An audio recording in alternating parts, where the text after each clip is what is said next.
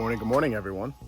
It is Cody from Adventure Cody, and we are out here at my pumpkin garden.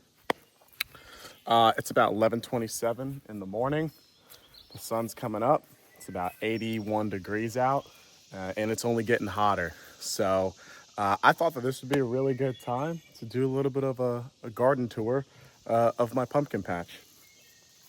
So if you've been following me on TikTok, or if you haven't, I don't expect people to follow me on every freaking social media that there is known to man. Basically, what I've been doing is I've been growing some giant pumpkins, specifically giant pumpkins. But about, I don't know, like a month and a half ago, I was talking to this girl and she was like, why don't you grow some pumpkins? Because we were talking about Halloween or something. And I was like, yeah, that'd be kind of cool. And I was like, I wonder if they make giant pumpkin seeds. Sure enough, on Amazon, they make giant pumpkin seeds. Well, they don't make them, but you can buy them. They're genetically modified. Actually, it says non-GMO, but I guess basically through like selective breeding, they've made these pumpkin seeds that will specifically grow an Atlantic giant pumpkin.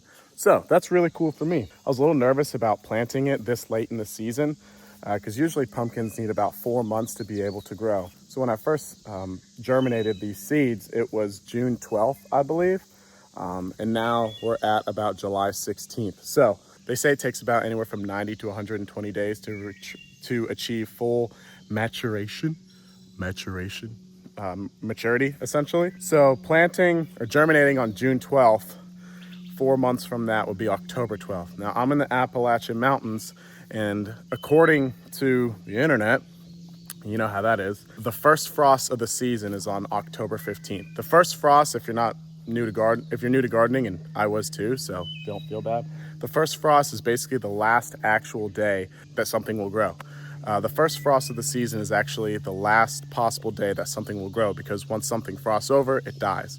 And then the last frost, which is usually around like February or March, after the last frost, you can start planting stuff. So you kind of get the idea. So essentially, I have about 4 months of grow time, like 4 months and 3 days of grow time to grow these bad boys. I wish I planted it earlier so I can get like 5 months to grow these things, but you know, it is what it is.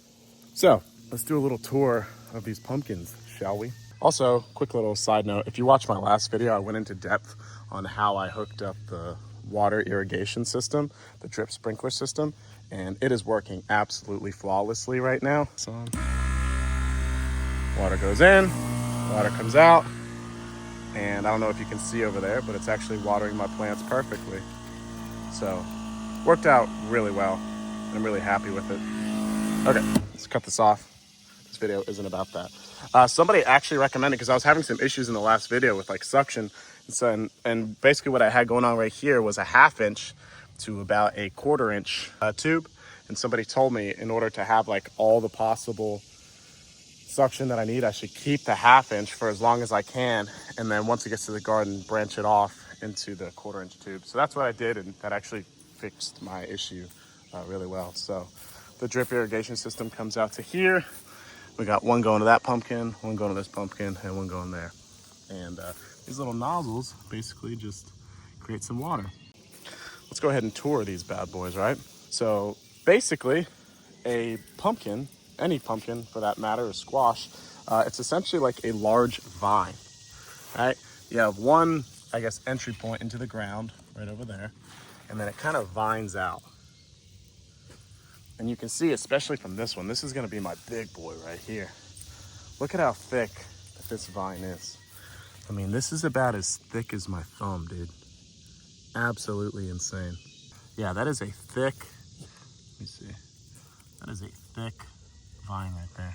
So essentially, as you can see, it vines out and it gains as much sun and water as it can. I mean, this is all one plant right here. And these leaves are about as big as my palm.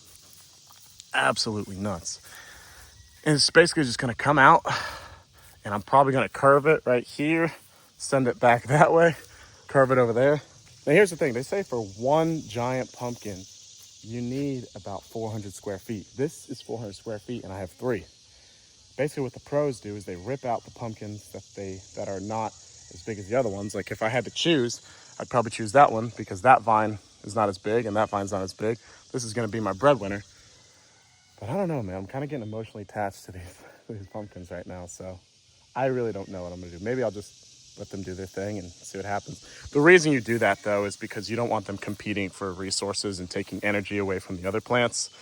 I guess I'll just cross that bridge when I get to it. Now, one of the really cool things about pumpkins is that they're kind of like strawberries in that they send out aerial roots. So you can see right here, this is its vine. It's essentially trying to send out an aerial root. You might be able to see right under there. See that little knob right there? That's an aerial root. Here, you can see an even better version of it right here. The vine comes out and then it basically finds the ground and it goes down into the ground right there. So, and basically what I've read is the reason that it does that is because it wants to gather as much surface area as it can. And then these little aerial roots, they're called a node technically.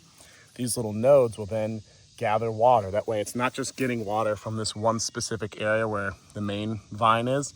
It can gather water from anywhere that the vine is. So it's probably some kind of evolutionary thing to just maximize the amount of water that it gets. It's really cool though. You can see, look, it's like little hands, little fingers that come out. Basically, these things are just looking for water.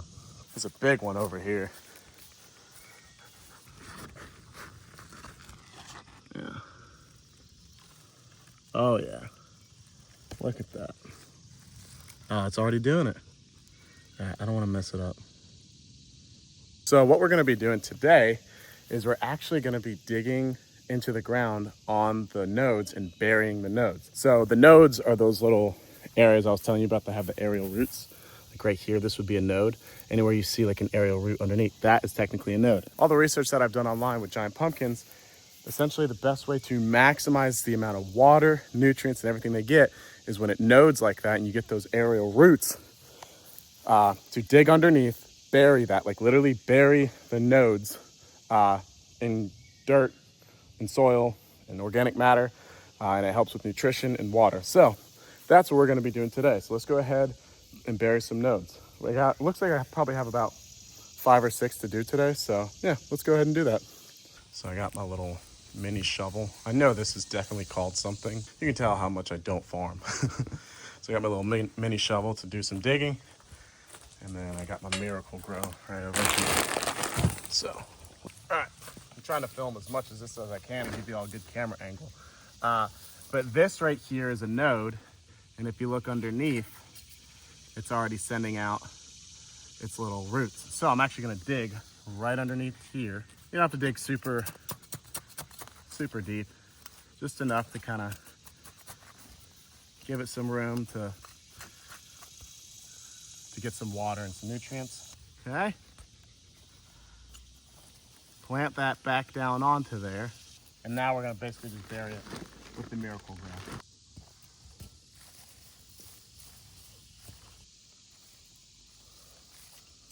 From everything that I've read online, the hole that you dig for these nodes doesn't have to be super deep.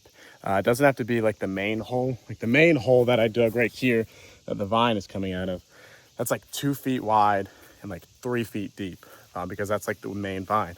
For these little nodes, I believe it only has to be a couple inches deep, and you just basically bury the nodes. That way they have, Miracle-Gro has, I think, potassium, magnesium, all the good stuff for plants in it. So yeah, now let's get to the other nodes.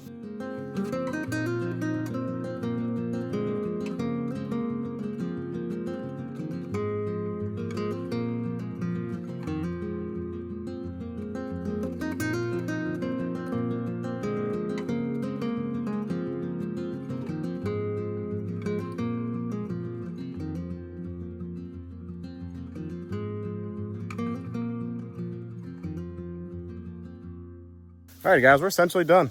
Went ahead and buried, I think altogether it was like 5 or 6 different nodes that needed being buried. So just a little check-in. I just want to show you guys my pumpkin patch that I'm really proud of thus far. I've never grown a pumpkin in my life, so this is all completely new to me. And yeah, I'm really happy about it. And the idea is to get about a 300 plus pound pumpkin. So again, I've never done this before. We'll see how it goes. If you enjoyed this content, let me know. If you have grown a pumpkin before or done stuff like this, specifically a giant pumpkin, I'd love to know your thoughts on this. you know, this all started from me just wanting to grow some pumpkins, and then I decided to get a tote, and then I decided to get rain collection, then I decided to do drip irrigation. So I don't know, man. This is kind of how the evolution of my mind works sometimes. But if you guys have any questions, concerns, feel free to let me know. I'll be more than happy to answer them. And yeah, grow a freaking pumpkin of your own, guys, or do some gardening. This is the first year I've ever done any kind of gardening, and it's been really rewarding. And it's been really, I guess, therapeutic would be the word. Hope you have a great rest of your day. And check back in with me in a few months when I have like a 500-pound pumpkin, hopefully. All right, bye-bye.